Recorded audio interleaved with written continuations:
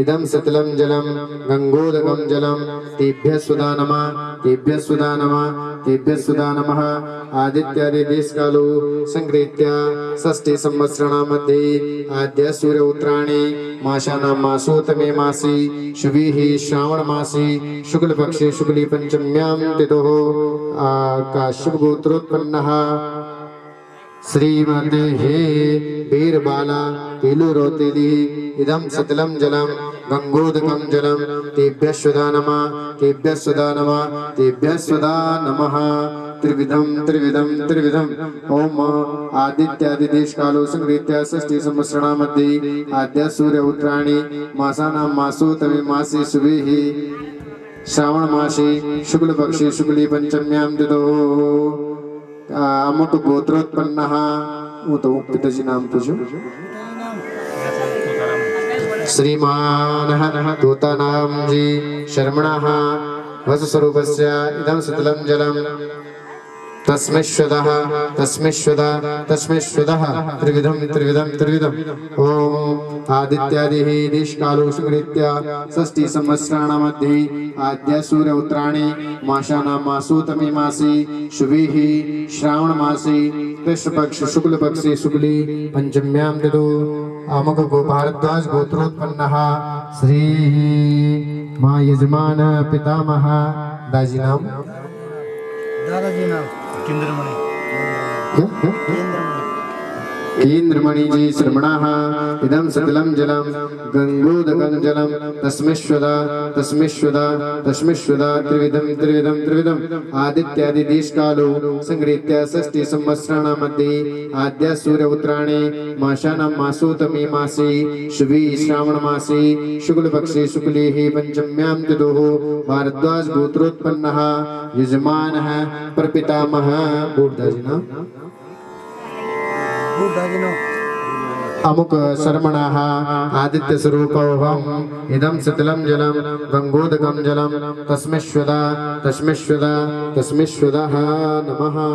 ओम आदित्यादि देशकालो संगृह्य षष्ठी संवत्सराणां मध्ये आद्य सूर्यः उत्तरायणे मासानां मासोत्तमे मासे शुभिः श्रावण मासे शुक्ल पक्षे शुक्ली पंचम्यां तिथौ भारद्वाज गोत्रोत्पन्नः यजमानः मातुः मातर नाम माताजी नाम दद्दी दद्दी दद्दी अभी दीदी का तर्पण तुम यजमान पितामही दामोदरी दिव्या इदं सतलं जलं गंगोदकं जलं तेभ्यः स्वदा नमः तेभ्यः स्वदा नमः तेभ्यः स्वदा नमः। त्रिविधं त्रिविधं त्रिविधं बूढ़दद्दी आदित्यादि देशकालो संगृह्य षष्ठी संवत्सराणां मध्ये आद्य सूर्यः उत्तरायणे मासानां मासोत्तमे मासे शुभिः श्रावण मासे शुक्ल पक्षे शुक्लीः पंचम्यां तिथौ भारद्वाज गोत्रोत्पन्नः यजमान वृद्ध प्रपितामही अमुकी देवी सरस्वती स्वरूपा इदं सतलं जलं गंगोदकं जलं तेभ्यः स्वदा नमः तेभ्यः स्वदा नमः तेभ्यः स्वदा नमः। अपनी नाना नानी को याद कर लो बोल दो माँ अपना सास ससुर अच्छे जी उनको भी याद कर लो उनके नाम ले लेना। ओम हरि ओम महा ये बांधवा बांधवा ये अन्य जन्मनि बांधवा ते सर्वे त्रिमायांदो मया दत्तेन जलम महा। ओम मातः त्रिपितरा सर्वे मातृमाता महादया अतीत कुलकोटीनां सप्तद्वीप निवासीनां आब्रह्मभुवन लोकादिमृत्युलोदकं महा। ये अग्निदग्धासि ये जीवा ये अप्यदग्धा कुले ममा वो मोदते निर्वृत्यन्तो तृप्ता यान्त परागतिं महा।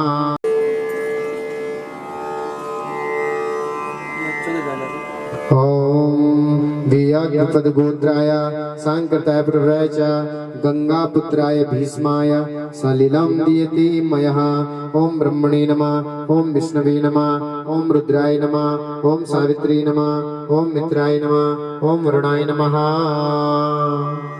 ओम ततो देव उत्थाय नमो विश्वती ब्राह्मण भास्वती विष्णु तेजसे जगद्वृते शुचे नमस्ते कर्मदायिनी देवागात चावल छेड़लो देवागात विदोगात विद्वागात पिता मनस्मित देव यज्ञम ओम स्वाहा व्यातिदीरः ओम ततो हाथ में जल लेकर प्रार्थना करिए कृते नानेन यथाशक्ति तर्पणाख्येन कर्मणः पित्त स्वरूपी वज्रनार्दना वासुदेवा प्रीतां नमः यस्य स्मृत्या च दाना मोक्त्या तपो यज्ञ क्रियादिषु न्यूनं संपूर्णतां याति संध्यो वन्दे तमुच्यतः ओम विष्णवे नमः ओम विष्णवे नमः ओम विष्णवे नमः।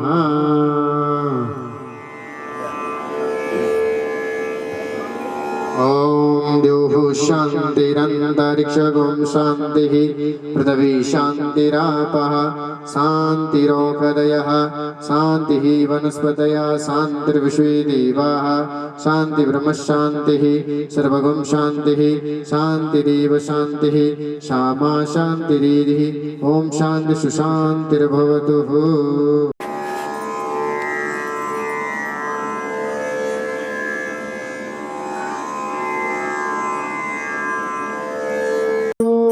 समुद्र सिखाए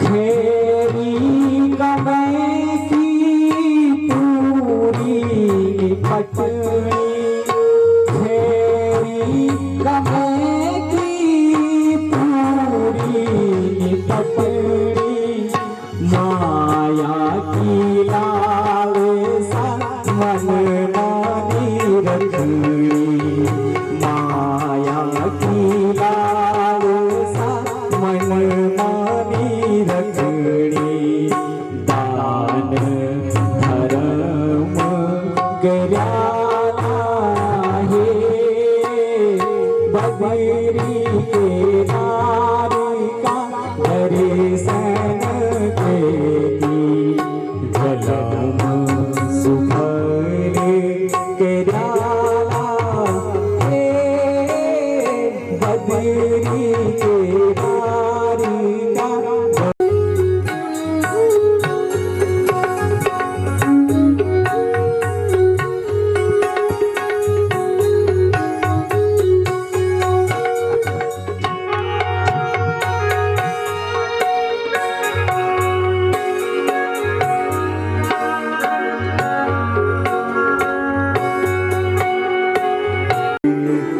बोले राजा रामचंद्र भगवान की जय, बोले नारायण भगवान की जय, बोले भगवान शंकर की जय, बोले हनुमंत जी महाराज की जय जय श्री राधे जय जय श्री राधे जय जय श्री राधे श्याम नमः पार्वती पतये हर हर महादेव शंभो।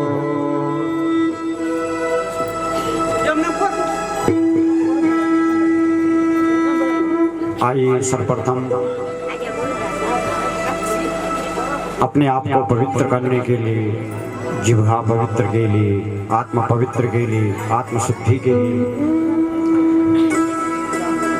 उस परम पिता परमात्मा का स्मरण करते हुए हम सब कथा में प्रवेश करेंगे। सभी बड़े प्रेम से बड़े भाव से गाइएगा। गिरे मन मूरख कब तक जग में जीवन व्यर्थ गवाएगा। रे मन मूरख कब तक जग में जीवन व्यर्थ गवाएगा। परम मंगल श्रीमद् रामचरितमानस वैष्णव संतों का परम धन उन अनंत कोटि ब्रह्मांड नायक आधार केवल आधार निर्विकार निर्विकल्प भक्तिवांशः कल्पतरु अकरण करुणामय प्रभु श्री राम के चरणों को वंदन करते हुए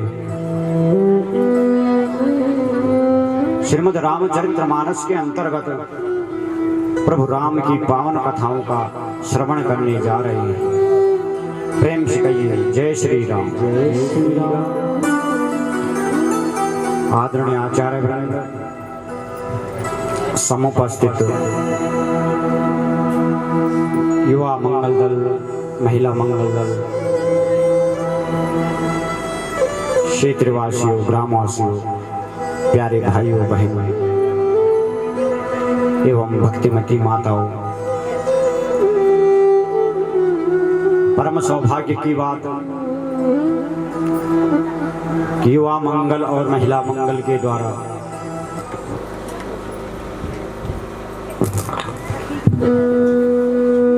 वीरवाला तीलू रोतेली की स्मृति में नवदिन की राम कथा का भव्य आयोजन हो रहा है। वैसे तो आप सबका सहयोग है, आप सभी के द्वारा ये यज्ञ हो रहा है। और ये यज्ञ केवल कांडा मल्ला का नहीं, ये यज्ञ केवल युवा मंगल दल का नहीं, ये यज्ञ केवल महिला मंगल दल का नहीं, ये तो हम सबका है। सबका यज्ञ भाग यहाँ पहुँचता है। होता है ना, गंगा जी में अगर हम एक एक लोटा पानी डाल दें तो क्या गंगा जी बढ़ जाएगी? गंगा जी का आकार बढ़ जाएगा अगर हम एक एक लोटा पानी डालें? नहीं बढ़ेगा। लेकिन गंगा मैया को मालूम है एक लोटा पानी इसका भी है, एक इसका भी है, एक इसका भी है, एक इसका भी है। ऐसे राम जी को मालूम है आप सबका यज्ञ भाग आप सबके द्वारा होगा। तो सधन्यवाद साधुवाद में युवा मंगल दल को देता हूँ, महिला मंगल दल को देता हूँ कि वीरवाला तीलू रोतेली की स्मृति में ये बड़ा सुंदर यज्ञ का आयोजन हो रहा है। और धन्यवाद देता हूं मैं अपनी बहनों को, अपनी दिशाओं को जो निरंतर यहाँ पे अपना समय दे करके आ रही है। फेसबुक के माध्यम से भी जगह जगह लाइव प्रसारण हमारा चल रहा है कथा का। लोग जहां भी होंगे देख रहे हैं। तो उनसे भी मेरा यही अनुरोध है कि हमारी बहनें जितनी भी है, जहां भी है, वो सब इस कथा में पहुंचने का कष्ट करें या फिर समय निकाल करके थोड़ा अपने भाइयों का मान सम्मान बढ़ाने का गौरव अपने आप प्राप्त करें। बोले राजा रामचंद्र भगवान की जय हो। क्योंकि ये जो ऐसे यज्ञ होते हैं वो एक व्यक्ति या एक समूह के द्वारा नहीं हो पाता। या हमारे पास खूब धन है तो केवल धन से भी ये यज्ञ नहीं होता। इसमें तो सबका सहयोग चाहिए। और आप लोगों का निरंतर मैं 7 दिन से देख रहा हूं, 6 दिन से निरंतर सहयोग बना हुआ है। बड़े आनंद की अनुभूति होती है। और प्रभु राम से यही प्रार्थना है बारंबार सतत बार कि हे परमात्मा सबका कल्याण कर देना, सबकी झोली भर देना, यहां से कोई खाली न जाए। आप सब आए अपना समय लेकर के। और देखो हमारा तो जो सांसारिक काम है ना वो भी जरूरी है। ऐसा नहीं कि उनको छोड़ दो, वो भी करने जरूरी है। लेकिन इतना याद रख लेना कि जो संसार के काम हैं वो तो क्षणिक है, ये पूरे नहीं होने वाले। अरे पलंग पे भी लेट जाएंगे ना, जब सामर्थ्य नहीं होगी हिलने डुलने की तो भी चिंता बनी रहेगी कि काश ये काम ऐसा हो जाता, ये ऐसा हो जाता, तब भी ये तृष्णा पूरी नहीं होती। लेकिन संसार की जो असली दौलत है, असली धन है, वो यही सत्कर्म है। हमारा धन दौलत काम काज माया मोह ये हमारे साथ नहीं जाने वाले। और ये सत्कर्म जो है हमारा, ये हमको छोड़ने वाला नहीं। तो बड़े भाग से ऐसे सत्कर्म मिलते हैं ऐसे सत्संग मिलते हैं। तो आप सभी को मैं धन्यवाद देता हूँ, साधुवाद देता हूँ। बोले राजा रामचंद्र भगवान की।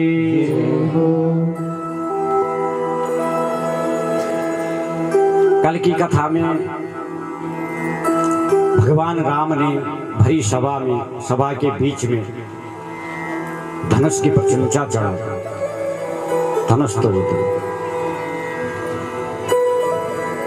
तोड़ते ही जितने भी राजा महाराजा बैठे हुए हैं ना, इनके मन में ईर्ष्या उत्पन्न हो गई कि हम तो धनुष तोड़ नहीं पाए, धनुष को हिला नहीं पाए, और एक छोटा सा सुकुमार राजकुमार इसने धनुष तोड़ दिया, तो हमारी बेइज्जती होगी, इसलिए इसको मार दो। युद्ध के लिए खड़े हो गए सबके सब। अब उन्होंने कहा कि देखो हम सबके सब मिलके धनुष तोड़ेंगे। अब 100 राजकुमार है ना, अब सबके सब मिलके अगर धनुष तोड़ भी देते तो सीता किसको ब्याही जाती? 100 में से।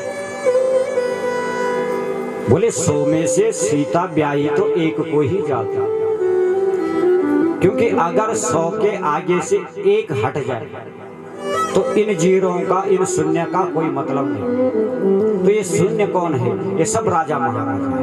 और वो एक कौन है? वो मेरे राम जी।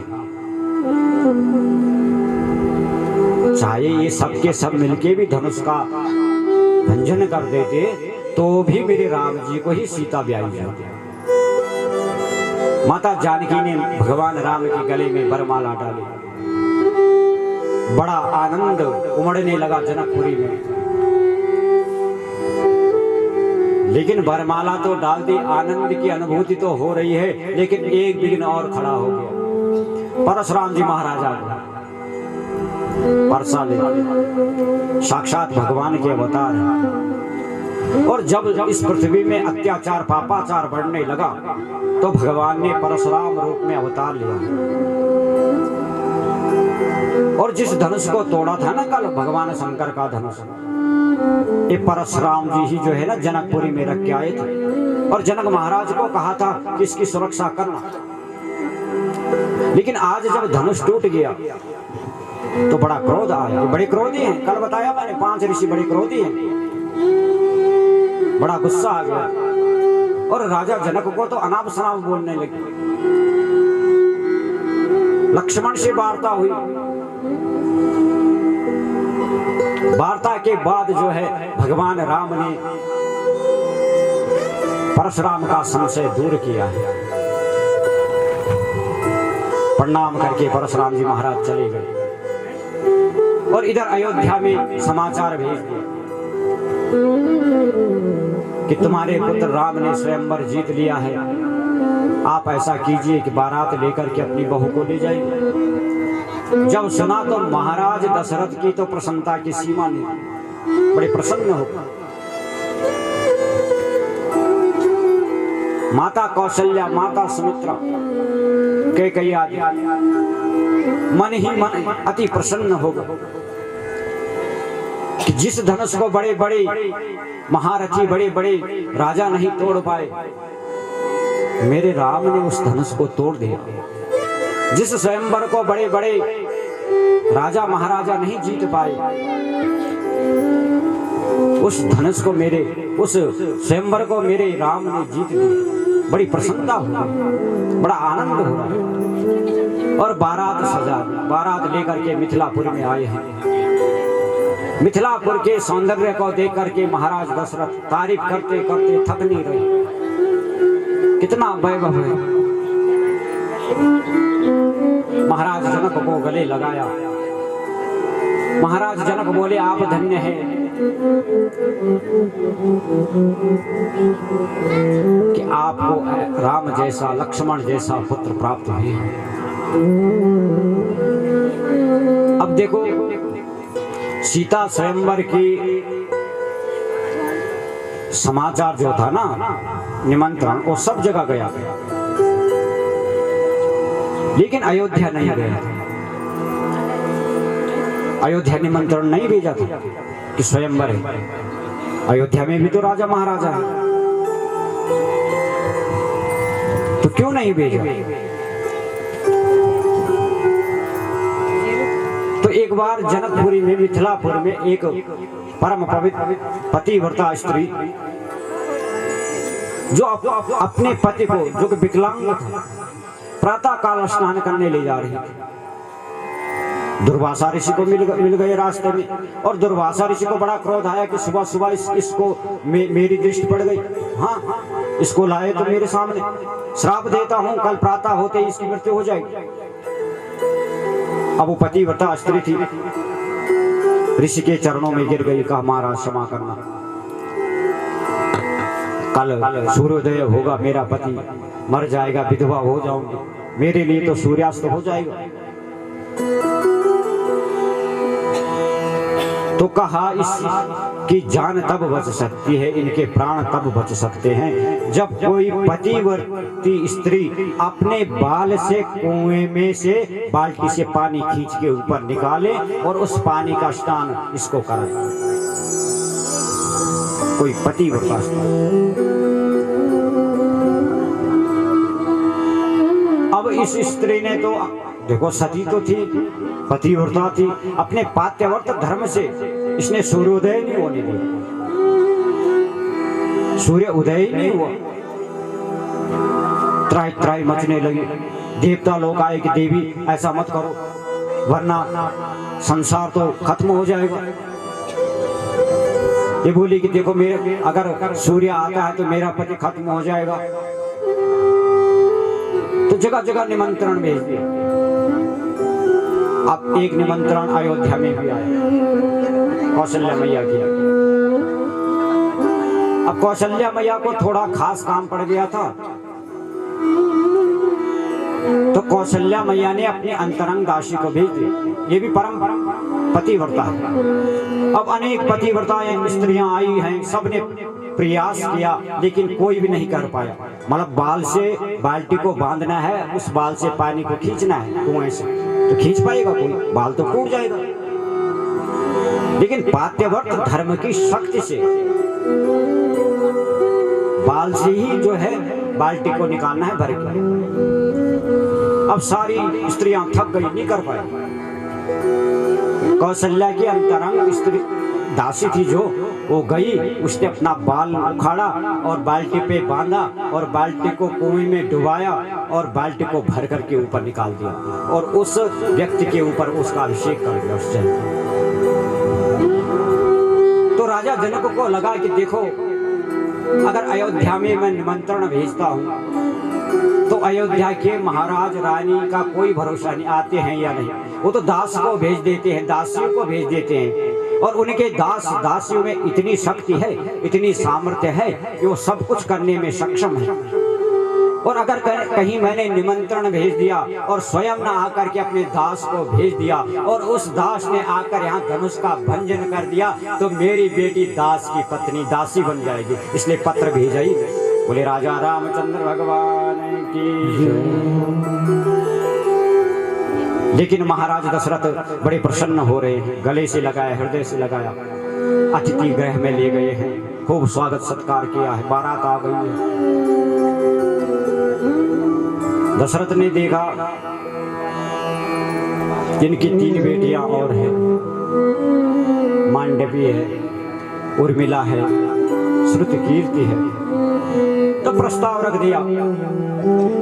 जब जनकपुरी का वैभव देखा ना, तो प्रस्ताव रख दिया कि 3 बेटे मेरे और कुंवारे हैं, ऐसे करो राजन, इन तीनों को ये 3 कन्याएं दे दो।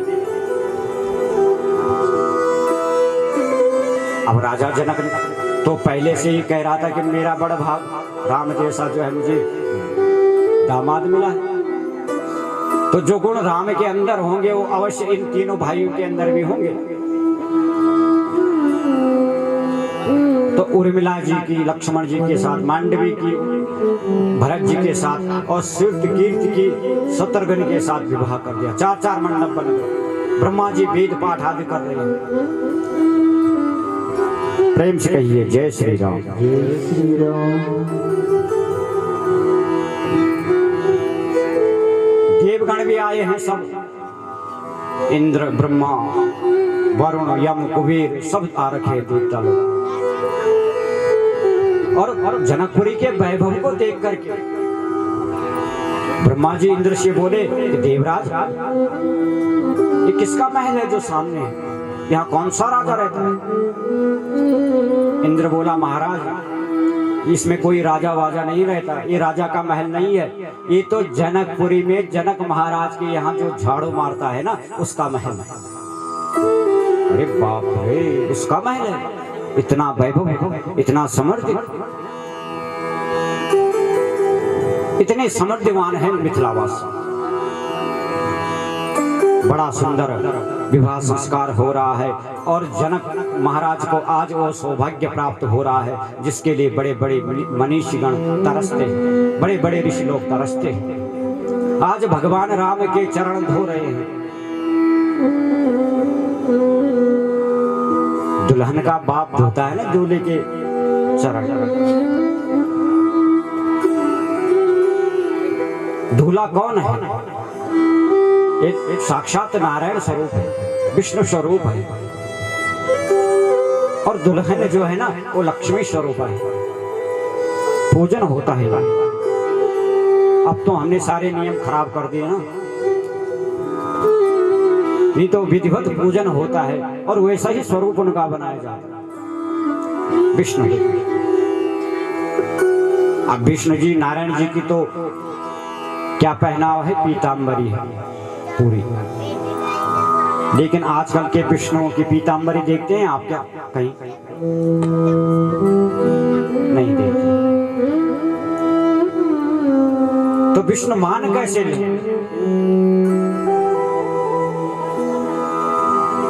आप तो सूट बूट मान दो लगे। हाँ हाँ, दुल्हन का पिताजी आते हैं मुख्य द्वार पे पूजन करने के लिए दूल्हे का, और कहते हैं प्रार्थना मम दीनस्य विष्णुवेद नमोस्तुते। हे नारायण स्वरूप विष्णु, मुझ गरीब की प्रार्थना स्वीकार कीजिए। पिताजी तो इस भाव से आते हैं। अरे नानी रिबन लगा रहा है वो, कम सकत वाल भीतर नहीं आओ। अब बताओ, पता नहीं कहां से इस रिवाज को, इस रीति को ले आए। तब 2 महीने में, 4 महीने में, 6 महीने में पंडित जी तभी परेशान करना कि अब जन्म पत्र में जाकर इनकिले हूँ।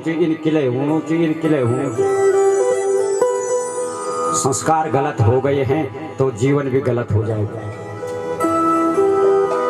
ये संस्कार ही तो हमें, हमारा जीवन सुखद करते हैं।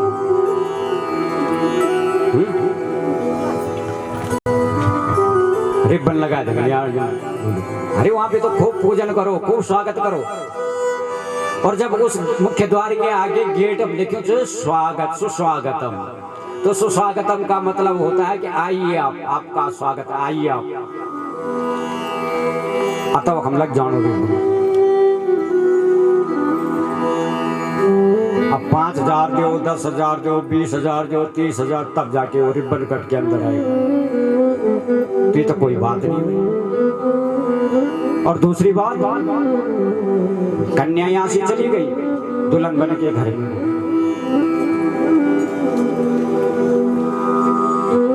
तो सास सबसे पहले खुटा दे देने की बुआरी में आ रहा खुटा धोए। अरे बुआरी लिए धोना तुम्हारा खोटा, तुम बुआरी का खोटा धोने के लिए। बुआरी लक्ष्मी स्वरूप है और लक्ष्मी किसी के पैर नहीं देती। हाँ हाँ, पर बोलो तो सास ऊपर नीचे तो सास। और दूसरी बात, वो हम भीतर जो भीतर नहीं हो। अब क्या नियम बना रखा है कि यहाँ गेट पे 5,000 रुपए हमने दिए तो 5 अब तुम भी दो। अब 5 उन्होंने वहां दिए, 5 वहां के यहाँ मिल गए, बात बराबर हो गई और उल्टे काम अलग से कर दिया। फायदा क्या होगा? उन्होंने भी 5,000 दे दिए तुम्हें और इन्होंने भी 5,000 दे दिए, फायदा हुआ क्या? कुछ नहीं, काम गलत कर दिया। तो संस्कार जो है ना, ये पता नहीं कहां से आ गई नए। तो ऐसा नहीं होना चाहिए। भगवान का स्वरूप होता है दुल्हन, विष्णु का स्वरूप होता है, उसका पूजन करो। दुल्हन लक्ष्मी स्वरूप है। खूब आदर सत्कार करो, खूब पूजन करो कि हमारे घर में हमेशा लक्ष्मी बनी रही, हमारे घर में हमेशा शांति बनी रही। तो तब तो कामना करनी है हमें। प्रेम से कहो जय श्री राम। जय श्री राम।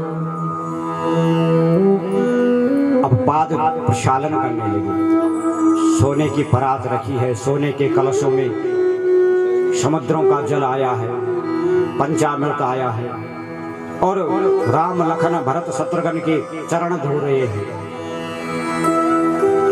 कि लागे पखारन पाद पंकज, प्रेम तन पुन कावली लगे पखारन पाद पंकज, प्रेम तन पुन कावली नभ नगर गान निशान जय धुनि, उवग जनो चढ़ दिश चली, अब नगर गान निशान जय धुनि, उमड़ी दिशि चली। जे पद सरोज मनोज अरे और सरसा देव विराजहि, जे पद सरोज मनोज अरे और सरसा देव विराजहि, जे सकट सुमिरत विमलता मन सकल कल मल भाजहि, मन सकल कल मन भाजहि, सकल कल मल भाजहि, सकल कल मन भाजहि। जिन चरणों ने माता अहिल्या को पावन कर दिया, जिन चरणों की रज से माता अहिल्या का पाप दूर हो गया, नष्ट हो गया, उन चरणों को जनक महाराज धो रहे हैं। बड़ भागी हैं। देवता लोग बोल रहे हैं कि हे जनक, तूने पता नहीं कौन से पुण्य किए होंगे जो आज तुझे भगवान राम के चरण धोने को मिल रहे हैं। और इस तरीके से चरण धो रहे हैं जैसे हिमालय राज ने भगवान शंकर के चरण धोए थे। भगवान शंकर कहते हैं माता पार्वती से कि हे पार्वती, वो सौभाग्य प्राप्त कर लिया है महाराज जनक ने, जिसे बड़े बड़े सिद्धिगण भी नहीं प्राप्त कर सकते। ऐसा सौभाग्य प्राप्त कर लिया है। पाद प्रक्षालन की तो वहां पे अब ऐसा भी होता है ना शादियों में कि जो दुल्हन की सहेली होती है वो थोड़ी मजाक करते हैं, गाली वाली दिन से नहीं, कभी गाली दिन से मजाक तो होता था, वैसी गाली नहीं, लेकिन मजाक होता था। तो ये जनकपुर की जितनी भी सीता की सहेलियां हैं ना, ये राम लखन भरत शत्रुघ्न को चिढ़ा रही है। एक बोली, अरे अयोध्या में तो क्या है, पिताजी की तो जरूरत ही नहीं होती, वहां तो खीर खाने से ही जो है ना बच्चे पैदा हो जाते हैं। चिढ़ा रहे हैं राम जी को, लखन जी को, क्योंकि खीर प्रसाद से ही तो पैदा हो रखे, प्रकट हो रखे। एक बोली, भैया ये जो सुमित्रा का लड़का है ना लक्ष्मण, ये बड़ा उदंड है, परशुराम जी के साथ कैसे उलझ गया था। एक बोली, देख रही बहन सुमित्रा, जिस किसी को नहीं बोल सकते, जिसके 100 मित्र होते हैं ना वही सुमित्रा होती है, इसकी माँ के भी 100 मित्र होंगे। चिढ़ा रहे हैं राम लखन भरत शत्रुघ्न को। और फिर अब अनेक प्रकार का दहेज दिया है। दहेज मैंने आपको बताया कि दहेज का मतलब ये नहीं कि धन रुपया पैसा इत्यादि, ये नहीं, अपने मन के भावों को प्रस्तुत करना वो सबसे बड़ा दहेज है। बेटी तुम्हें मिल गई, बेटी की कीमत क्या है, दे सकते हो? कोई नहीं दे सकते। जब अमूल्य बेटी हमें मिल गई है तो बाकी आवश्यकता ही क्या है? अरे उन माँ बापों को पूछो ना, जिन्होंने 20-25 वर्ष तक अपने सीने से लगा के रखा है उस बेटी को, और 1 मिनट में तुम्हें दे, इससे बड़ा दान और क्या है। लेकिन कभी कभी कुविचार व्यक्ति के अंदर आते हैं, समाज में आते हैं कि हमें ऐसा वैसा नहीं। बेटी मिल गई, बहू मिल गई, सबसे बड़ा धन मिल गया, बाकी तो बेकार है। तो अनेक प्रकार का दान भी राजा ने किया। राजा तो सक्षम है, महाराज जनक हाथी घोड़े आदि दान किए हैं। 4 बेटियों को विदा कर रही है माता सुनैना। एक बेटी को जब विदा किया जाता है माता कितना रोती है। एक बेटी के चले जाने पे माता जब देखती है घर खाली खाली तो कितना भी लगती है। और भैया जहाँ 4 बेटियां भरी थी वो खाली हो रही है, एकदम जा रही है, तो माता तो अधीर हो रही है कि मैं विदा तो तुम्हें कर रही हूं, लेकिन मेरा क्या हुआ, मैं कैसे रहूंगा। महाराज जनक तो परम ज्ञानी है, परम विवेकी है, लेकिन जब इनको विदा करने का समय आया ना तो महाराज जनक वहां पे खड़े नहीं हुए, चुपचाप अपने कक्ष में आए और फूट फूट कर रोने लगे। सीता की याद आई, सीता के कक्ष में गए खाली। उर्मिला की याद आई, उर्मिला के कक्ष में गए खाली। मांडवी की याद आई खाली। और जब सब जगह खाली देखा तो फूट फूट कर रोने लगे कि मेरा सारा राजमहल ही खाली हो गया। माता रोते रोते सीने से लगा रही है 4 बेटियों को, और बड़ा सुंदर शिक्षा, बड़ी सुंदर ज्ञान दे रही है कि सास ससुर गुर सेवा करहु, सास ससुर गुरु सेवा करहु, सास ससुर गुरु सेवा करहु, सास ससुर गुरु सेवा करहु, पति रोक लगे आपस अनसर हो, पति रुख लगी आपस अनुसर हो, पति रोक लगे आपस अनसर हो, पति रुख लगी आपस अनुसर हो, अति स्नेह बस सखी सयानी, पति स्नेह बस सखी सयानी, अति स्नेह बस सखी सयानी, पति स्नेह बस सखी सयानी, नारी धर्म सिखावे मृदुभानी, नारी धर्म सिखावहि मृदुभानी, नारी धर्म सिखावे भानी, नारी धर्म सिखावहि मृदुभानी। बेटी सास ससुर की सेवा कर। आज से हम तुम्हारे माता पिता नहीं, तुम्हारे माता पिता महाराज दशरथ, कौशल्या की गई सुमित्रा है। आज से तुम उनकी सेवा करना। अपने जीवन में कितना भी कष्ट आ जाए, अपने जीवन में कितना भी क्लेश आ जाए, कभी भी अपने सास ससुर को मत बता, उनको यह आभास नहीं होने दे।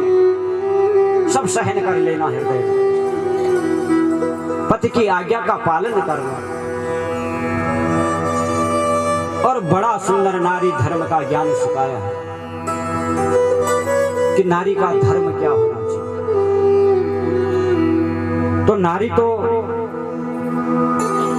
स्त्री तो माता के समान भी है, पत्नी के समान भी है। जब व्यक्ति पति थक के आता है तो पत्नी पंखे से हवा करे उसकी सेवा करे। तो मातृ स्वरूप है। कंधे से कंधा मिलाकर जब कभी थकान, संसार में अनेक प्रकार के कष्ट आ जाते हैं, संसार में अनेक प्रकार के क्लेश आ जाते हैं, कोई दुख व्याधि लग जाती है, तो पत्नी का परम धर्म है कि अपने पति के साथ कंधे से कंधा मिलाकर उसका समाधान करना। ये पत्नी का धर्म है, अपनी पति की सेवा करना। प्रेम से कहो जय श्री राम। जय श्री राम। किसी अबिलो की धीरता भागी, किसी अबिलो की धीरता भागी, रहे कहावत परम विरागी, रहे दात धर्म विरागी। किसी अबिलो की धीरता भागी, किसी अबिलो की धीरता रहे कहावत परम विरागी, रवि कहावत धर्म विरागी। सीता को विदा जब किया है तो जनकपुरी जहां कल चहल पहल हो रही थी, आज एकदम सुन्न पड़ा। जहां ये अष्ट सखियों के साथ खेला करती थी, वहां एकांत वीरान पड़ा हुआ। मानो कि जनकपुरी से जितने भी लोग वो सारे चले गए। और इधर जब अयोध्या में बारात आई है, महाराज दशरथ तो आज बड़े धनभागी हैं, 4-4 बहुओं को लेके आ रहे हैं। माताओं ने सुंदर आरती की थाल सजाई है, पूरी अयोध्या को सजा दिया गया है, बड़ा सुंदर श्रृंगार किया है। सारे अवधवासी प्रत्येक मार्ग पर दीपक जला रहे हैं और महाराज दशरथ के भाग्य की सराहना कर रहे हैं कि धर्म अर्थ काम मोक्ष स्वरूप 4-4 बेटे जिनको मिले, धन्य हैं महाराज दशरथ। प्रेम से कहो जय श्री राम। जय श्री राम। अब अयोध्या में जब आए हैं, रात्रि का समय है, पूरा राज परिवार बैठा है। महाराज दशरथ बैठे हैं, तीनों रानियां बैठी है, 4 बहुएं बैठी है, राम लखन भरत शत्रुघ्न बैठे हैं। महाराज दशरथ ने देखा कि जानकी, मांडवी, सत्यकीर्ति, उर्मिला, जनक की बेटियां जो है, इनका थोड़ा चेहरा उतरा है और एकदम सिर नीचे करके बैठी है।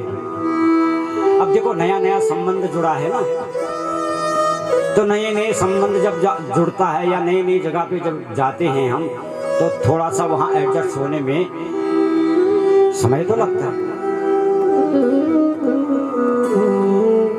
आदमी खुलता नहीं है तब तक, न खुल के बात कर सकता, न खुल के जा सकता है इधर उधर। बैठे हैं। महाराज जनक को लगा कि देखो मुझे ऐसा लगता है कि जनक बेटियां जो है ना, ये जो सिर नीचे करके बैठी हैं, इनको मायके की याद आ रही है, अपने माता की, पिता की, अपने सहेलियों की याद आ रही है। तो महाराज दशरथ ने सारी वार्ताएं छोड़ करके जनकपुरी की तारीफ करने लगे। केवल बात कर रहे हैं तो जनकपुरी की, कि महाराज जनक ने तो ऐसा कर दिया, महाराज जनक ने तो वैसा कर दिया, धन्य है महाराज जनक, धन्य है ऐसा, धन्य है वैसा, जनक ऐसा, जनक वैसा। और देखो जब किसी बेटी के आगे उसके मायके का खूब तारीफ हो ना, तो भैया बेटी बड़ी खुश हो जाती है। सभी बेटियां होती हैं, बड़ी खुश हो जाती है। प्रेम से कहो जय श्री राम। जय श्री राम। जोर से बोल दो जय श्री राम। श्री राम। पीछे वाले और जोर से बोल दो, पीछे हाथ खड़े करके जय श्री राम। कई पीछे वाले बोल रहे होंगे, आगे वाले बोल तो रहे, हम काय को बोल रहे। हाँ, राम बोल करके पाप उठ जाएंगे। जितना राम बोलोगे उतने पाप कटेंगे। तो कोई भी बेटी अपने माता पिता अपने मायके का अपमान नहीं सहन कर पाते, नहीं सुन पाते। जब जनकपुरी की तारीफ हो रही है तो ये बेटियां बड़ी खुश हो गई। जो मुरझाया हुआ चेहरा था ना, वो एकदम प्रसन्न चित्त हो गया। एक भक्त था,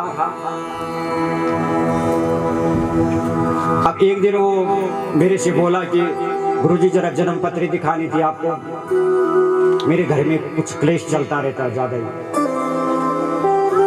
तो मैंने कहा ठीक है भाई, देख लीजिए। कहा नहीं, मेरे घर में चलो। अब घर में गया उनके, मैंने कहा बात क्या क्या है, किस कारण दिखा रही हो? बोला कि देखो मेरी और मेरी पत्नी की बिल्कुल नहीं बनती, बिल्कुल भी नहीं बनती। मैं इधर को बोलूंगा तो उधर को जाएगी, उधर को बोलूंगा तो इधर को जाएगी। पानी मांगूंगा, चाय मांगूंगा तो पानी लाएगी, हाँ खाना रोटी मांगूंगा तो चावल लाएगी, उल्टा करती है। लेकिन जरा देखो तो सही, हमारी कुंडली में क्या है ऐसा? मैंने कहा भैया ये कुंडली रख दी एक तरफ, अब कुंडली देखेंगे तो कुंडली से तो पता नहीं क्या क्या निकल जाएगा तेरा। मगर मैं तेरे को एक गुरु मंत्र बताता हूँ, मगर बताना किसी को मत, अपनी पत्नी को भी नहीं। कहाँ गुरुजी कोई बात नहीं, लेकिन मंत्र आप संस्कृत में बोलोगे वो मैं बोल नहीं पाऊंगा, मेरी समझ नहीं आ पाएगा। अरे मैंने कहा कुछ नहीं है, मंत्र संस्कृत में नहीं है, कुछ नहीं है, ये तो साफ साफ है। मैंने कहा ऐसा कर, अपनी पत्नी के सामने जितना हो सके तुझसे उसके मायके की खूब तारीफ किया और फिर देख करके देख ले, अगर इससे फर्क नहीं पड़ेगा तो कुंडली देखेंगे। कहा ठीक है। अब दूसरे दिन मिल गया, मैंने कहा ठीक है, अब कुछ मंत्र का फर्क पड़ा। कहा गुरुजी पूछो मत, अब आनंद ही आनंद है। हाँ? अब मैं पानी मांगता हूं तो सीधे दूध का गिलास आता है, पानी क्यों लो, दूध पियो। बोले राजा रामचंद्र भगवान की। तो देखो सबको खुशी होती है, सब अपने अपने शयन कक्ष को जाने लगे। महाराज दशरथ बोले कि देखो अब रात्रि काफी हो गई है, सभी आराम कर लो, अपने अपने विश्राम गृह में जाइए। राम जी जैसे ही जा रहे हैं, माता कौशल्या ने हाथ पकड़ दिया राम जी और कहा बेटा मेरे मन में बड़ी शंका हो रही है, मुझे ये बता तू है कौन? राम जी बोले क्या बात करती हो माता, तुम्हारा राम हूं, बाकी कौन हो? हाँ बेटा तू मेरा राम है, मुझे पता है, लेकिन तू है असली में कौन? क्यों माता, ऐसी कौन सी बात हो गई? अरे बेटा जो बड़े बड़े भयंकर राक्षस हैं, ताड़का स्वभाव मारीचादी, उनको तूने क्षण भर मार दिया। जिस धनुष को बड़े बड़े राजा महाराजा हिला तक नहीं पाए, उस धनुष को तुमने छूते ही तोड़ दिया। और सबसे बड़ी बात, तुम्हारे चरण के स्पर्श से अहिल्या जो पत्थर बनी थी वो भी एक नारी बन गई। तुम हो कौन? तुम कोई साधारण नहीं लगते मुझे। राम जी बोले माता कैसी बात करती हो? अरे जब मैं मुनि विश्वामित्र के साथ गया था तो तुमने जाते समय क्या आशीर्वाद दिया था मुझे? तुमने आशीर्वाद दिया था मैया विजयी भव। और तुम जैसी माता का आशीर्वाद जिस पुत्र को मिल जाए तो ये काम तो छोटे मोटे हैं मैया, ये सब काम जो है मेरे बस की नहीं थे, मेरे सामर्थ्य के नहीं थे, ये तो तेरे आशीर्वाद से हुए हैं कि मैंने ये सारे कार्य कर लिए। तो चिंता मत कर मां, मैं तेरा राम हूं, शंका मत कर। भगवान राम ने मैया कौशल्या को समझाया। प्रेम से कहो जय श्री राम। श्री राम। और अब यहाँ से हम अयोध्या कांड में प्रवेश कर रहे हैं। ये तो बाल कांड और बड़ा सुंदर मंगलाचरण कर रहे हैं गोस्वामी जी। कि यस्यांगे च विभाति भूधर सुता देवापगा मस्तके भाले ब्याल विदुर्गले च करलम यस्योरसी ब्यालरा सोऽयं भूति विभूषणः सुरवरः सर्वाधिपा सर्वदा सर्वः सर्वगता शिवः शशिनिभं श्री शंकरं पातु मां। भगवान शंकर को वंदन कर रहे हैं और बोलते हैं यस्यांगे च विभाति भूधर सुता, भूधर की सुता हिमालय की बेटी जिनके बाएं भाग में विराजमान है पार्वती। और उरस गले में कौन है? काला काला सा नाग है। गरल बोलते हैं विष को। ग्रस्त में प्रवेश तो कर रहे हो लेकिन जीवन में विषाग्रता नहीं आनी चाहिए। ग्रस्त में कितने ही विष पीने को मिलेंगे उसे समाज के आगे नहीं प्रस्तुत करना, उसे स्वयं में पीना। ग्रस्त में आ गए हो, संयमित जीवन जीना। धर्म मूल सब सुकृत सुभाय, बिना धर्म की सुकृति नहीं होनी चाहिए। धर्म को मूल मान करके ग्रस्त में जीवन जीना है, संयमित जीवन जीना है। गोस्वामी जी कहते हैं जो संयमित जीवन नहीं जीता, बोले जो गले में सांप है ना, ये कब डंक मार दे कोई पता नहीं। इसलिए संयमित जीवन जीना है। और दूसरा कहते हैं प्रसन्नाताम यनगतावेशम कतस्ताम बनमाम ले दुखः। जीवन में कितना भी उतार चढ़ाव आ जाए, हमारे जीवन में आता रहता है उतार चढ़ाव,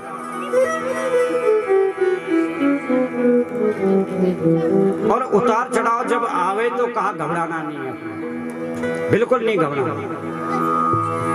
अरे राम जी को तो सुबह कह दिया था कि आपको राजगद्दी मिलने वाली है, और अगले दिन पता चला कि 14 वर्ष का वनवास। तो जब ये सुना कि राजगद्दी मिलने वाली है तो राम जी को ज्यादा खुशी नहीं हुई। और जब वन को गए तो दुख भी नहीं हुआ। तो राम जी कहते हैं कि संसार में अगर हमें सुख मिल गया तो ज्यादा खुश होने की आवश्यकता नहीं है, और दुख मिल गया तो दुख से घबराना भी नहीं है, उसका सामना करना।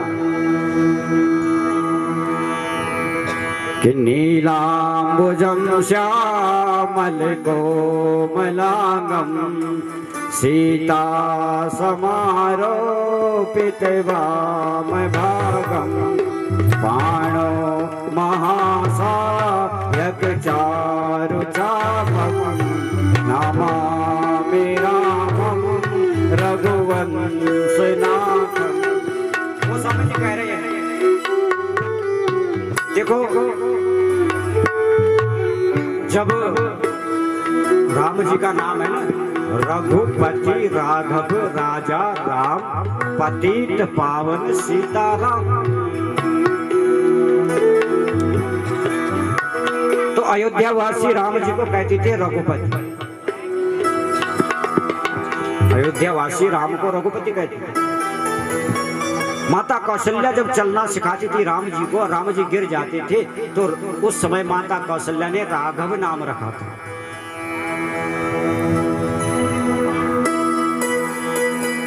और जब अहिल्या का कल्याण प्रभु राम ने किया है तो मुनि विश्वामित्र ने कहा जय हो पतित पावन राम की।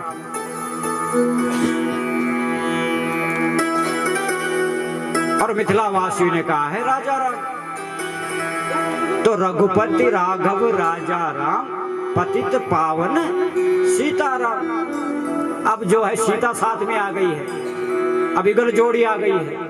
अभी तक तो राम ही राम थे, अब माता जानकी भी आ गई है, तो अब दोनों को सीताराम।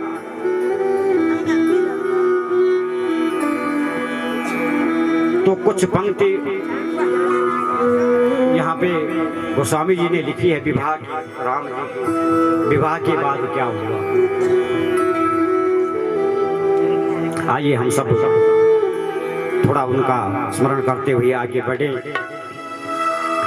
कि रघुनंदन राघव राम हरे सिया राम हरे सिया राम हरे रघुनंदन रघुवर राम हरे सिया राम हरे सिया राम हरे रघुनंदन राघव राम हरे सिया राम हरे सिया राम हरे रघुनंदन रघुवर राम हरे सिया राम हरे सिया राम हरे जब तेरा ब्याहे घर आए जब तेरा ब्याही घर आए जब तेरा ब्याहे घर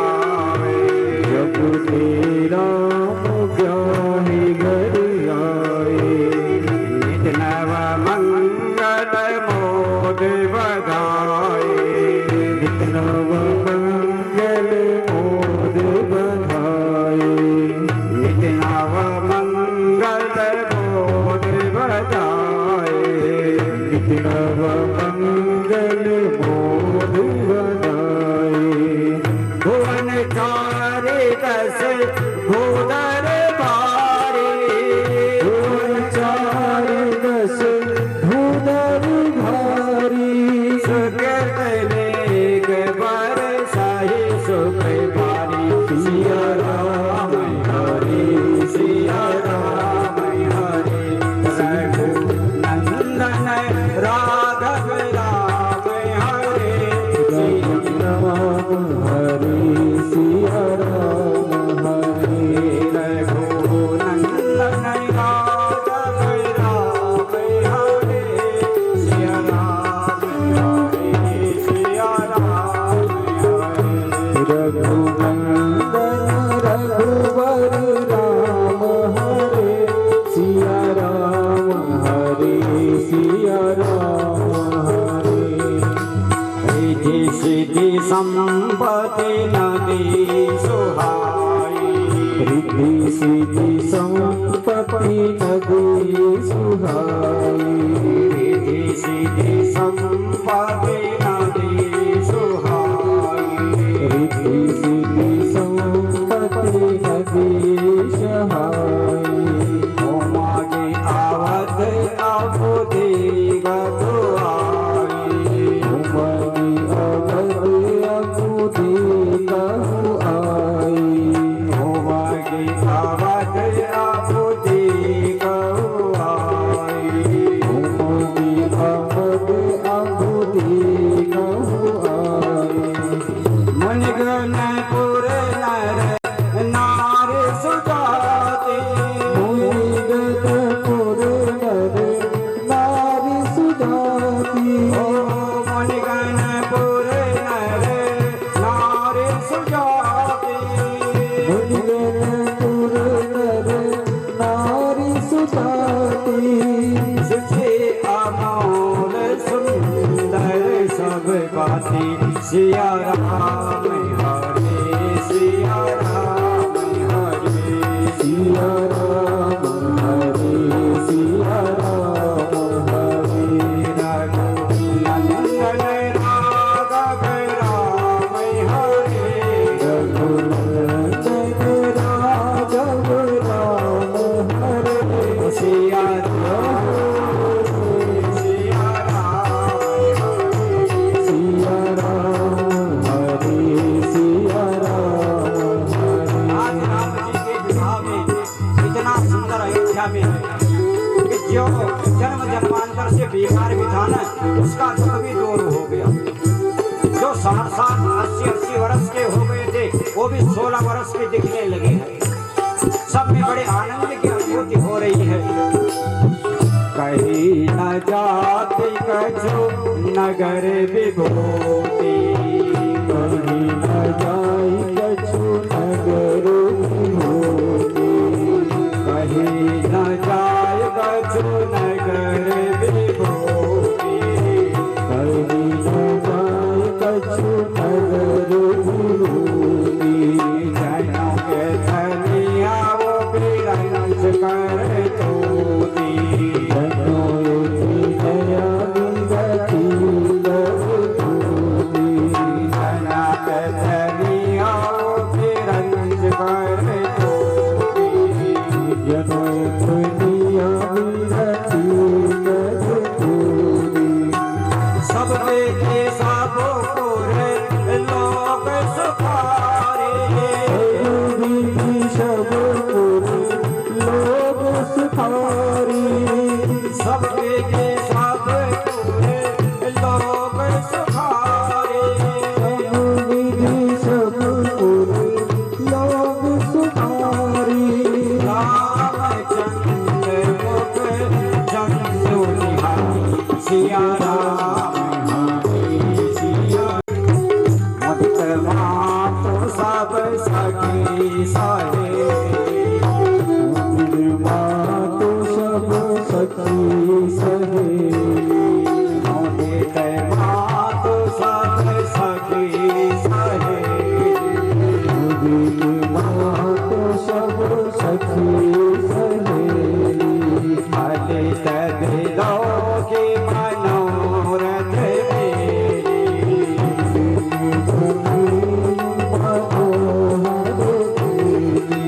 फलित दिलो की मनोरथ मेरी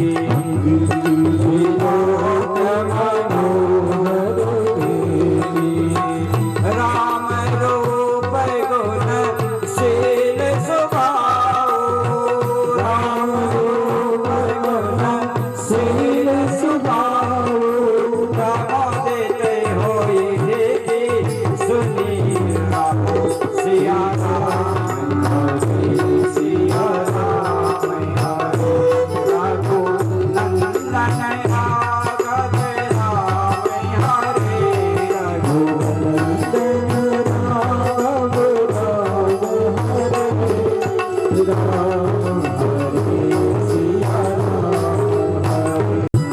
एक समय सब सहित एक समय सब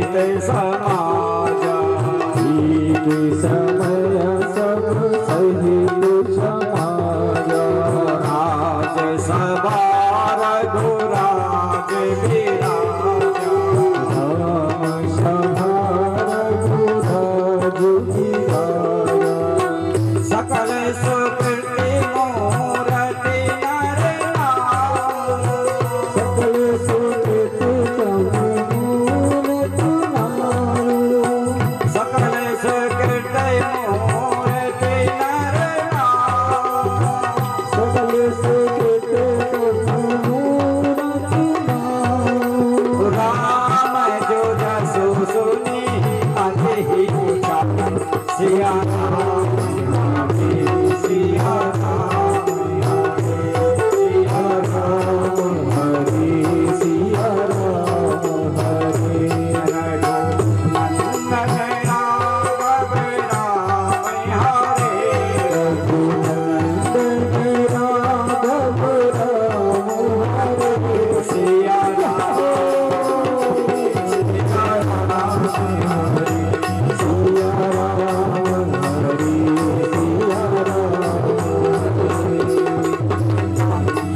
कल मूल राम सुत जासु मंगल भूमि नाम सुतासु मंगल मूल राम सुत जासु मंगल मूल राम सुत जासु जो कछु कहव थोर सिकासु जो कछु कहिय थोर शब्दासु राम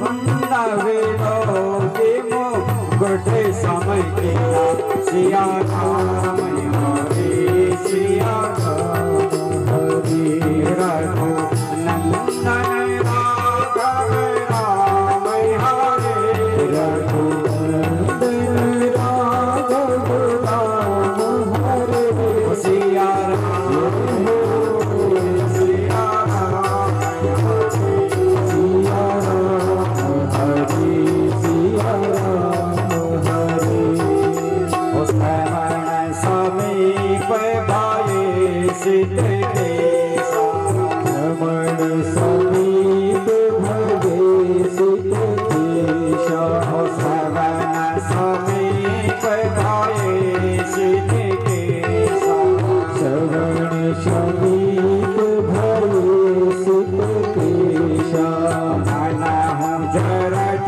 पनयास उपदेशा मन हूँ जरठ पनयास उपदेशा मन हूँ जरठ पनयास उपदेशा मन हूँ जरठ पनयास उपदेशा जब जुग राजो राम कहोगे हो जुग राजो राम कहोगे हो जब जुग राजो राम कहोगे हो जुग राजो राम कहोगे हो जीवन जन हो जिने हो सिया राम हरे सिया राम हरे सिया राम हरे सिया राम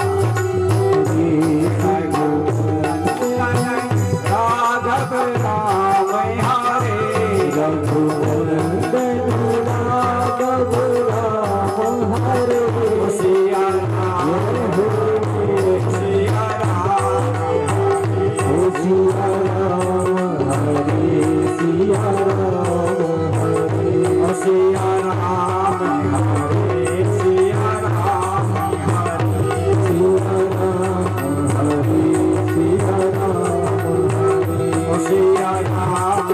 हरे सिया राम हरे सिया राम हरे सिया राम हरे सिया राम हरे सिया राम हरे सिया राम हरे सिया राम हरे सिया राम हरे सिया राम हरे सिया राम हरे सिया राम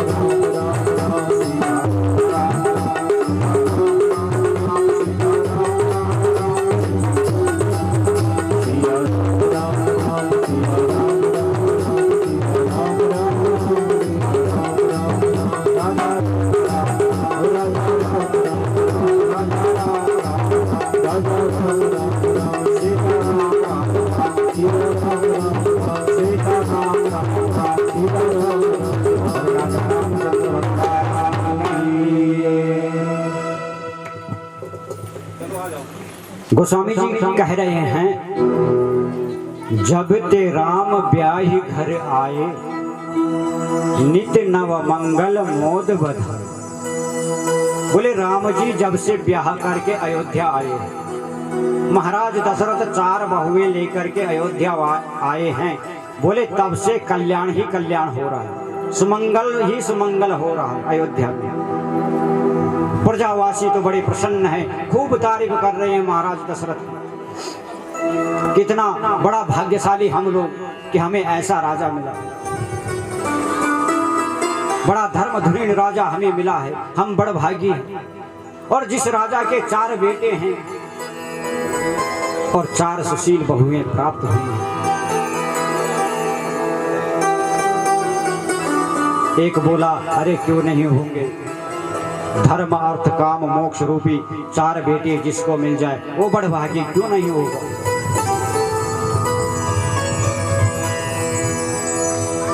तो महाराज दशरथ अपनी प्रशंसा सुन के बड़े प्रसन्न हो रहे हैं। और देखो जब कोई समाज में ज्यादा प्रशंसा करने लग जाए ना, ज्यादा तारीफ करने लग जाए तो सावधान हो जाना चाहिए। ये नहीं कि खुश हो जाओ मेरे लिए ऐसे बोल रहे, हाँ बस सावधान हो जाओ, क्योंकि वो कुछ नवीनता चाहते हैं। प्रजा की प्रशंसा करने का अभिप्राय है कुछ परिवर्तन चाहते हैं, कुछ नवीनता चाहते हैं, कुछ अलग चाहते हैं, इसलिए प्रशंसा कर रहे हैं। महाराज दशरथ कक्ष में गए और दर्पण में उन्होंने अपने आप को देखा ना, तो क्या देखते हैं, अपना मुकुट टेढ़ा, उनका मुकुट टेढ़ा हो रहा है।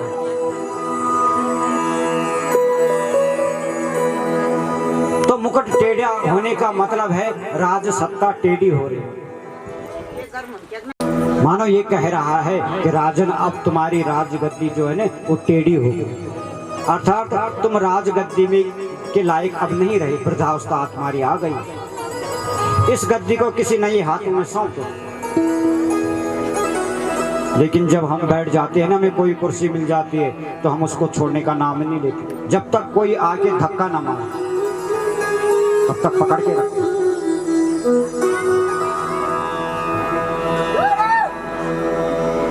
मानो ये उपदेश कर रहा है।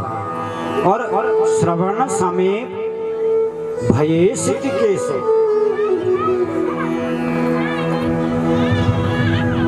राज सत्ता जो है ना जब टेढ़ी हो जाए तो सौंप देना चाहिए, दे देना चाहिए। पुराने भारत में तो ये नियम था कि जब शादी होती थी ना, बड़ी बहू घर में आती थी तो सासू माँ जो थी चाबी का गुच्छा पकड़ाती थी बड़ी बहू को, ये रस्म थी। और कहती थी कि बहू तेरे पास अब चाबी का गुच्छा ये है, अब तू इसकी मालकिन, हमें क्या 2 वक्त की रोटी चाहिए, भजन करेंगे बस।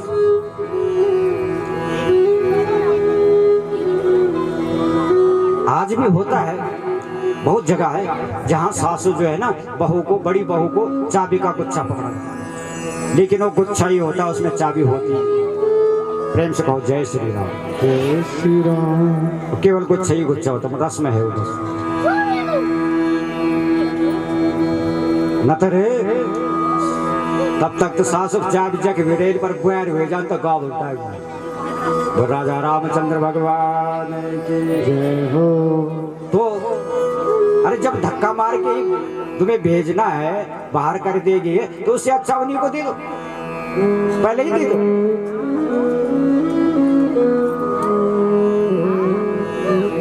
राजा ने मुकुट सीधा किया तो देखते हैं श्रवण समीप भयेश केसा,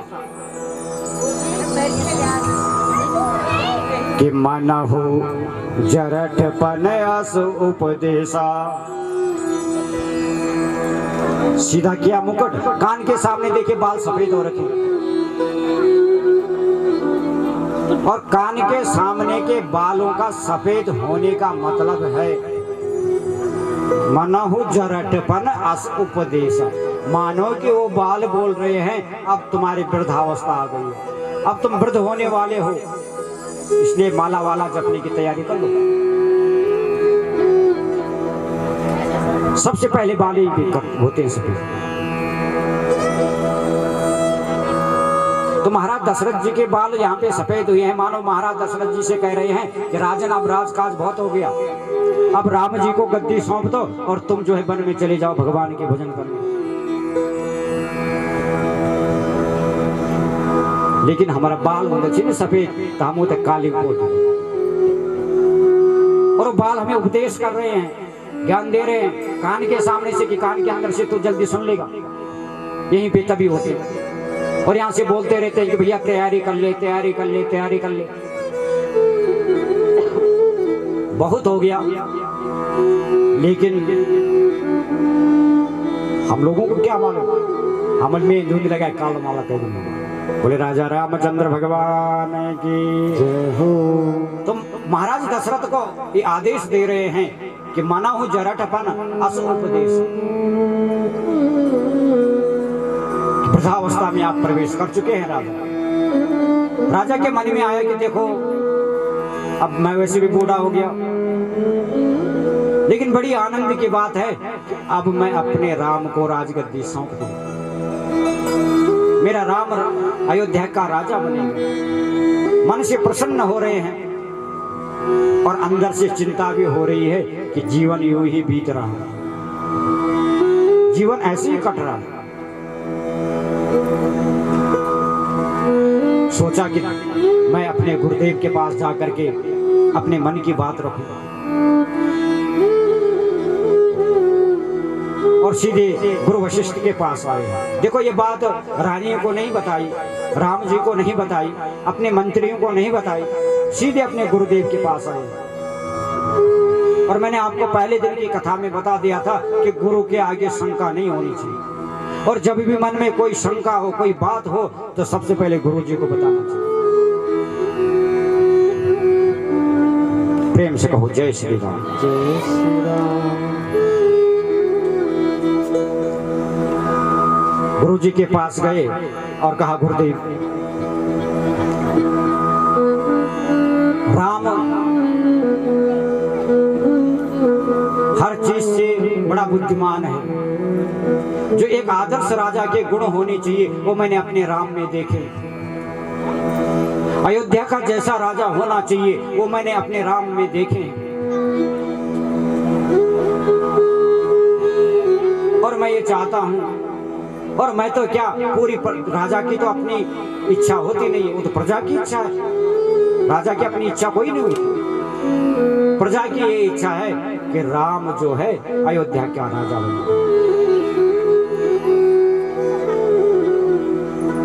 अयोध्या का राजा मैं राम को बनाना चाहता हूं, लेकिन उसके लिए आपकी आज्ञा चाहिए, आपकी कृपा चाहिए। गुरु वशिष्ठ तो अति प्रसन्न हो गए और हृदय से दशरथ जी को लगा दिया कि राजन आज तुमने मेरे मन की बात बोली। वास्तव में राम जो है सर्वदा अयोध्या के राज्य के योग्य है। तो बोले गुरुजी मुहूर्त निकाल दीजिए फिर।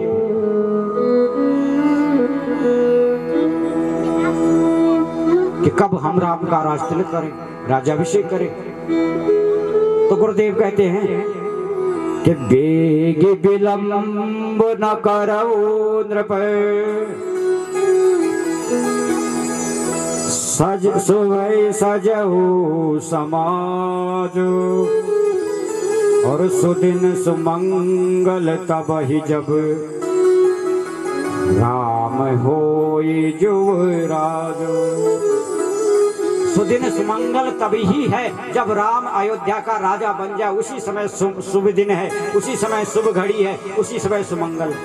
देरी मत करो, बेग विलंब करो, बेग माने देर, देर मत करो।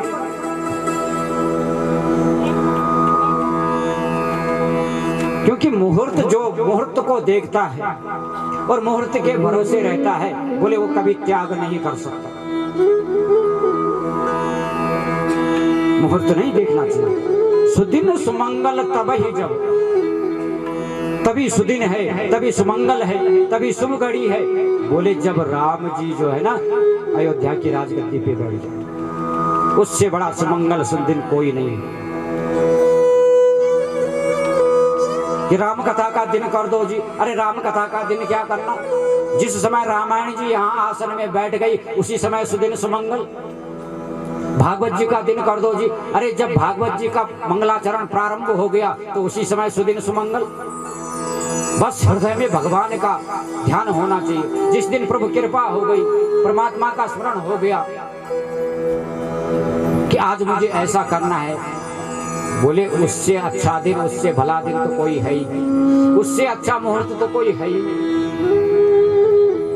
इसलिए राजन देर मत करो। कल ही जो है राम को अयोध्या का राजा बना था। और मैं तो कहूँ कि गुरु वशिष्ठ ने तो और देर कर दी। गुरु वशिष्ठ ने तो ये बोलना था कि अभी राम को राजा बना दो तो राम जी बन जाते। बोले राजा रामचंद्र भगवान की जय हो। एक रात्रि का समय भी नहीं लेना चाहिए।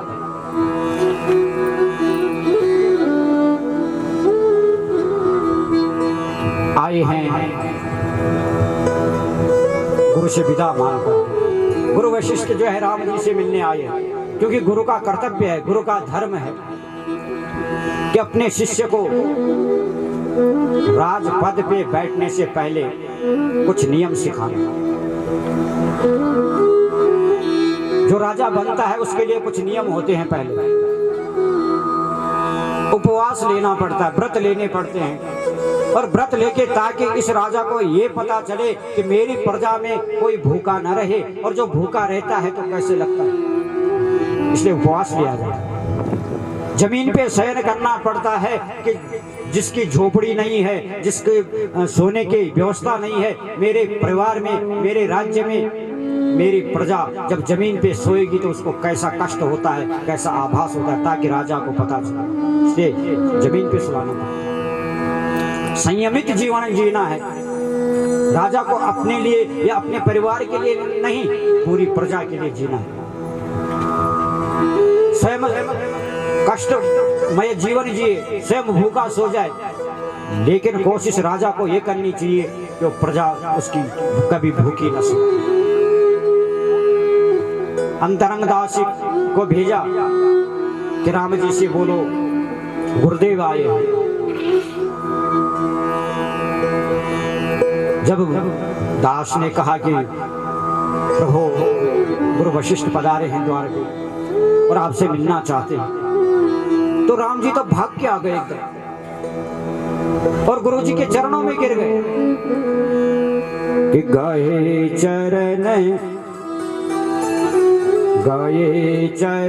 सिया सहित बहोरी, गाये चरण सिया सहित बहोरी, गाये चरण सिया सहित बहोरी, गाये चरण सिया सहित बहोरी, बोले राम कमल कर जोरी, बोले राम कमल कर जोरी, बोले राम कमल कर जोरी, बोले राम कमल कर जोरी।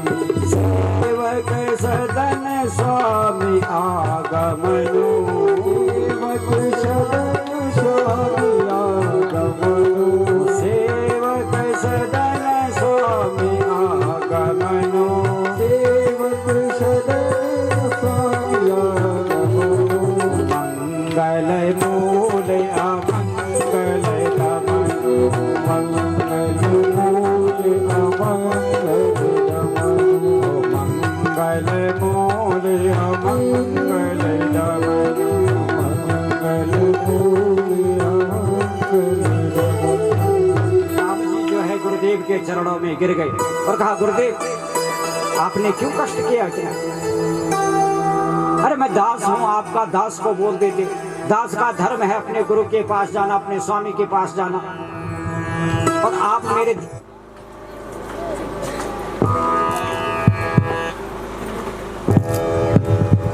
मेरे द्वार पे। लेकिन गुरुदेव अगर दास अपने स्वामी के द्वार पे जाए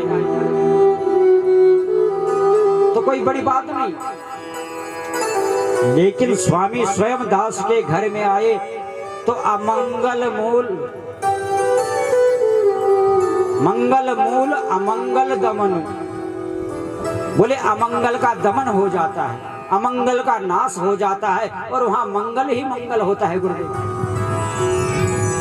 आप मेरे द्वार पे आए, बताइए क्या है? क्या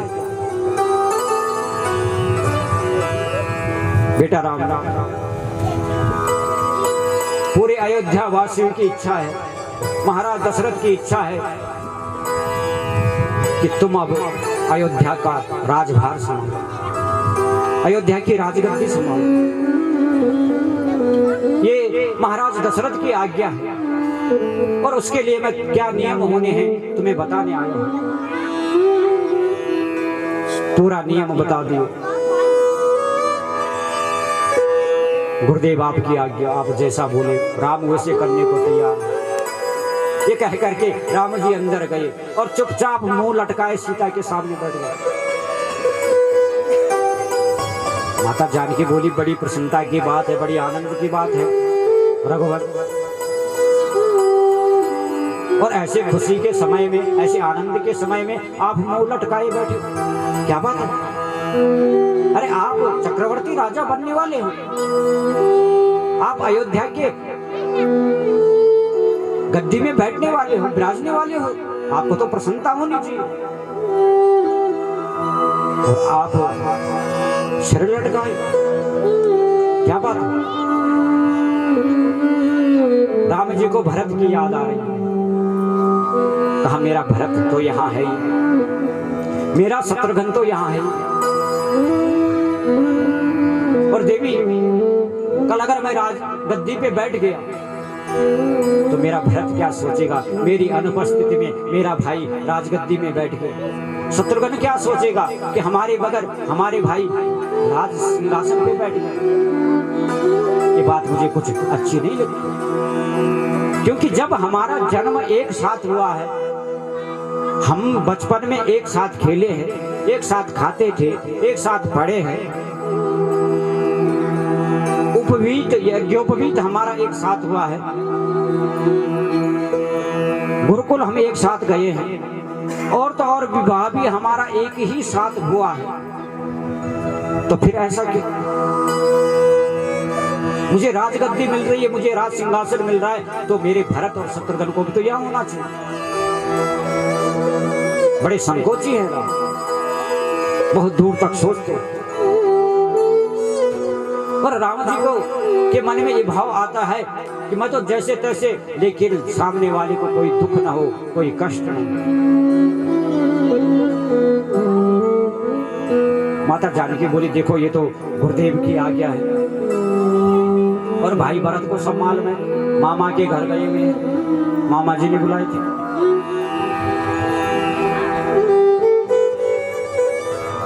इधर बड़ा सुंदर चारों तरफ घोषणा हो गई, कल राम का राज तिलक होगा, कल अयोध्या में राम राजा बनाए जाएंगे।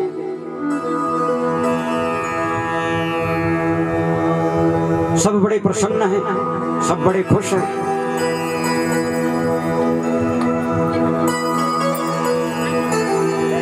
अनेक बंदी जन इधर उधर समाचार भेज रहे हैं कि भैया कल राम राजा बनाए जाएंगे, कल राम राजा बनाए जाएंगे।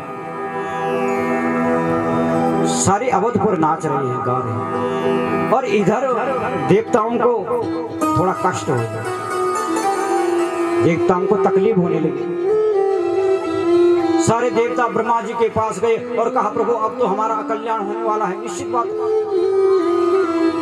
अरे राम कल सुबह राजगद्दी में बैठ जाएंगे, और राजगद्दी में बैठ जाएंगे तो रावण को मारेगा कौन? इन्हें दुष्टों का संहार कौन करेगा?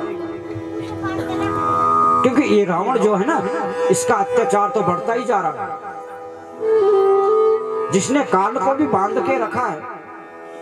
इंद्रादि देवता रोज हाजिरी लगाने जाते हैं, किसी की क्या मजाल के रावण के विपरीत कुछ बोल दे।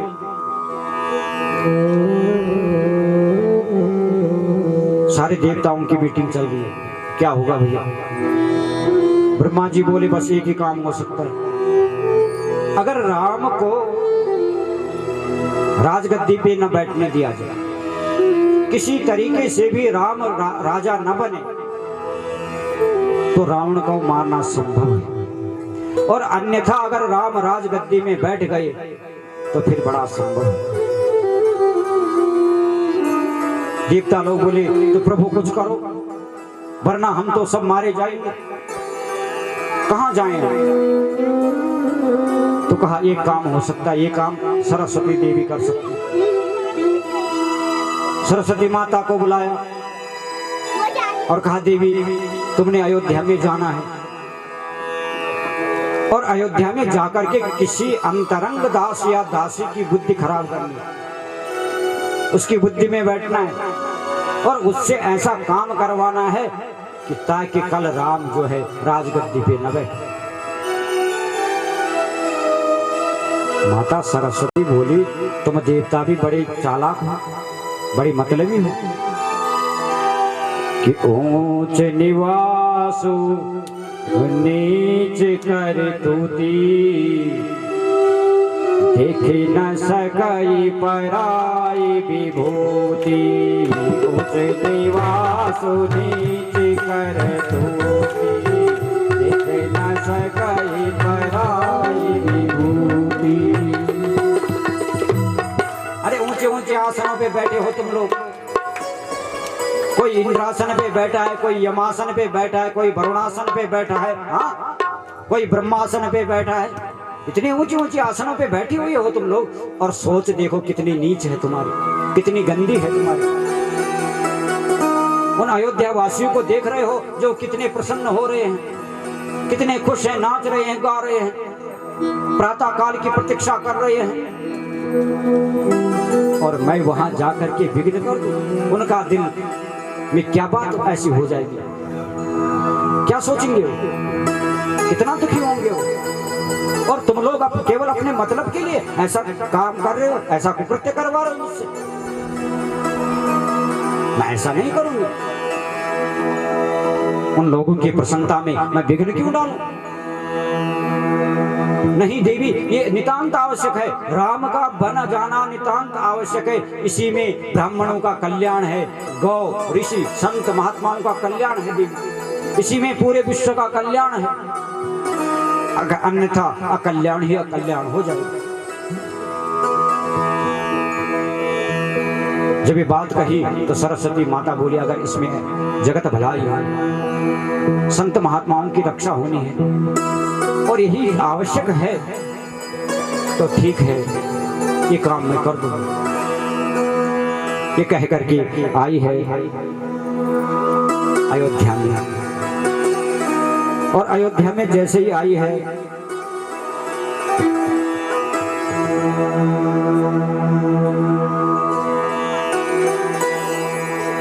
सोचने लगी कि अब मैं किसके माध्यम से यहाँ विघ्न डालूं। अब विघ्नेश्वरी बन के आ गई है सरस्वती माता। अयोध्या में जिसने जन्म ले लिया, सरजू के जल का आचमन जिसने कर लिया, स्नान जिसने कर लिया, वो कभी राम विरोधी नहीं हो सकता।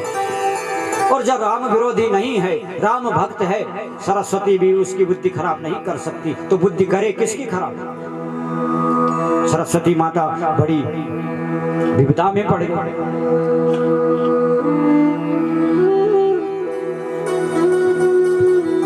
कि यहीं पे जो है, क्या मैं किसकी बुद्धि खराब करूं, किसकी बुद्धि खराब करूं? तो देखा कि नाम मंथरा मंदमती, चेरी के कई केरी,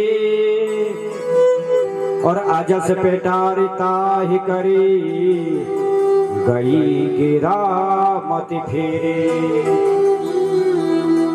ये कुब्जा जो है ना, ये मंथरा जो है ना, ये अयोध्या में जन्म नहीं लिया इसने, ये तो कैकेयी देश में जन्म लिया, तो वहां की है, और कैकेयी के साथ दहेज में आई है, और कैकेयी की अंतरंग है। सरस्वती माता ने कहा इससे अच्छा कोई नहीं मिलेगा। और ये कैसी है? बोले मंद बुद्धि।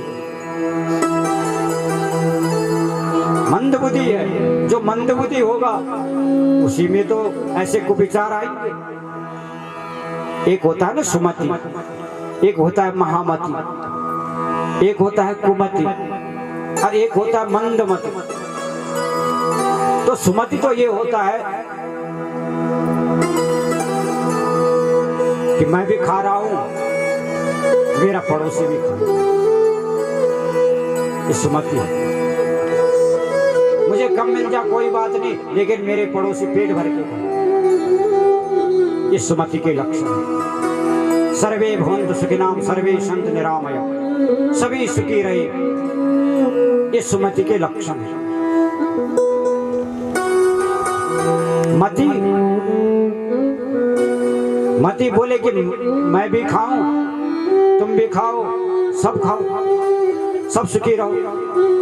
ये मति है कुमति कि अच्छा अच्छा मैं खाऊं और जो बुरा बुरा है वो मेरा पड़ोसी खाए। सुख जो है वो मुझे मिल जाए और दुख मेरे पड़ोसी के यहाँ चली जाए। और कुमति बोले मैं जैसे भी रहूं तैसे रहूं, लेकिन मेरा पड़ोसी नहीं रहना चाहिए बस। ये कुमति। प्रेम से कहो जय श्री राम। जय श्री राम। गणपति बाबा जी का खूब ध्यान कर लिया, खूब पूजन कर लिया।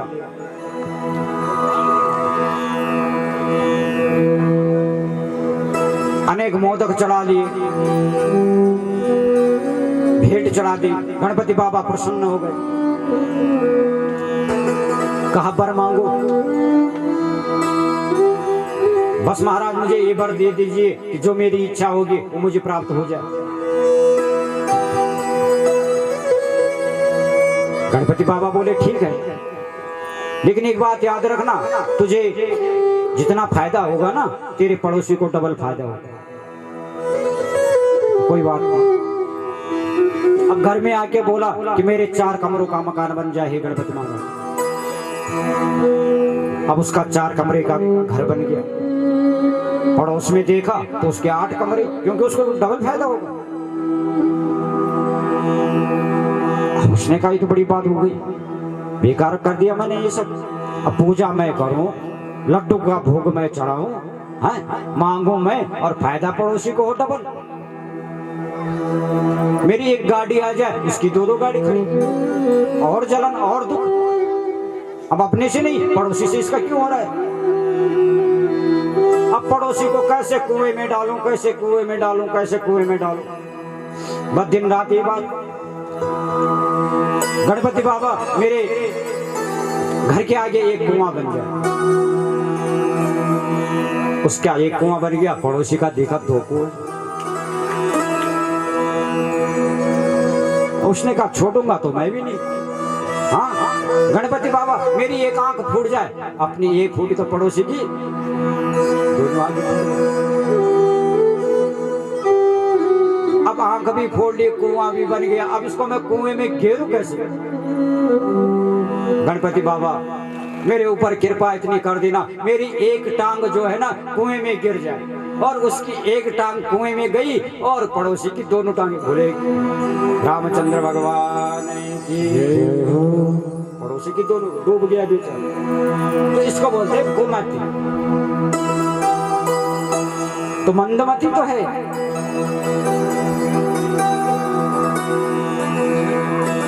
आ रही है घूमते घूमते ये मंत्र, माता सरस्वती इसकी बुद्धि पे बैठ गई है। और पूरे अवधपुरी के लोग तो राम राज्य का उत्सव मना रहे हैं कि कल हमारे राम जो है ना वो राजा बनेंगे।